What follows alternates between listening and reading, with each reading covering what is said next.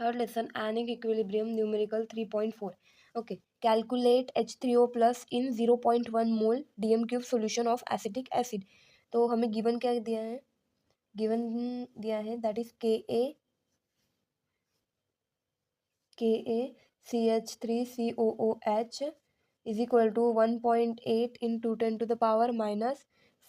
Okay, और जो C concentration दिया है 0.1 मोल DM क्यूब. ओके, तो हमें फाइंड क्या करना है, हमें फाइंड करना है H3O प्लस. ओके, तो यहाँ पे देखो, अगर हमें ये गिवन दिया है तो हमारी रिएक्शन कैसी होंगी. तो पहले एक कॉन्सेप्ट समझ लो कि अगर ये रिएक्टेंट है A plus B is equal to C, ये रिएक्टेंट है तो अभी रिएक्शन परफॉर्म होने की है, कुछ भी नहीं है, प्रोडक्ट कुछ भी नहीं है, तो ये रिएक्टेंट क्या रहेगा अल्फा और प्रोडक्ट क्या रहेगा 0. ओके, अभी यहाँ देखो A प्लस B उसका डायरेक्ट क्या बन गया, C प्रोडक्ट बन गया है. तो अभी पहले 0 था प्रोडक्ट, फिर प्रोडक्ट कितना हो जाएगा, अल्फा प्रोडक्ट बन जाएगा, और जो रिएक्टेंट रहेगा वो कम हो रहा है तो 1 माइनस अल्फा रहेगा रिएक्टेंट, और विथ रिस्पेक्ट टू कॉन्सेंट्रेशन.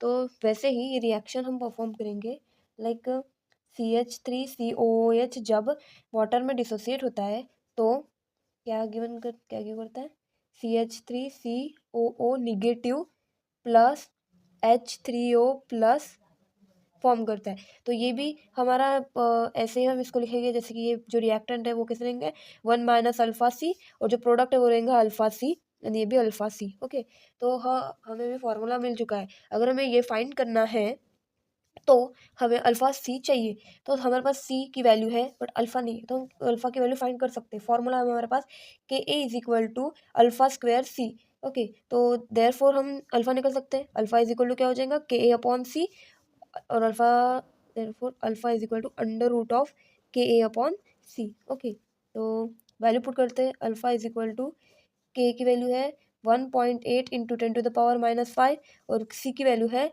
वो है 0.1. तो अगर 0.1 को हम जो है एक पॉइंट शिफ्ट करते इधर तो क्या हो जाएगा 1 इंटू 10⁻⁻1. 1 की तो वैल्यू हम कंसिडर नहीं करते, तो 10⁻⁻1, तो 10⁻⁻1 इज इक्वल टू क्या हो जाएगा 10⁻⁻⁵. ये 10⁻⁻1 न्यूमरेटर में जाएगा तो क्या बनेगा 10⁻+1, तो -5 + 1 क्या हो जाएगा 10⁻⁻4. ओके, और फिर अभी 4 हो गया. ओके, तो अल्फा तो अभी देखो 1.8 जो अंडर रूट में है ना उसको ऐसे भी लिख सकते हैं 1/2. ओके, इंटू 10⁻⁻4 उसको भी 1/2, तो 2 डिवाइड हो जाएगा. तो अल्फा इज इक्वल टू क्या हो जाएगा 1.8 1/2 इंटू 10⁻⁻2. अभी देखो ये कौन से फॉर्म में है, x⁻n के फॉर्म में है, x⁻n.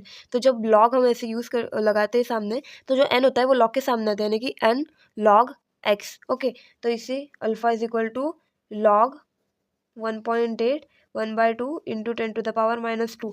तो कैसे हो जाएगा 1/2 सामने आएगा 1/2 इंटू log 1.8 इंटू 10⁻⁻2.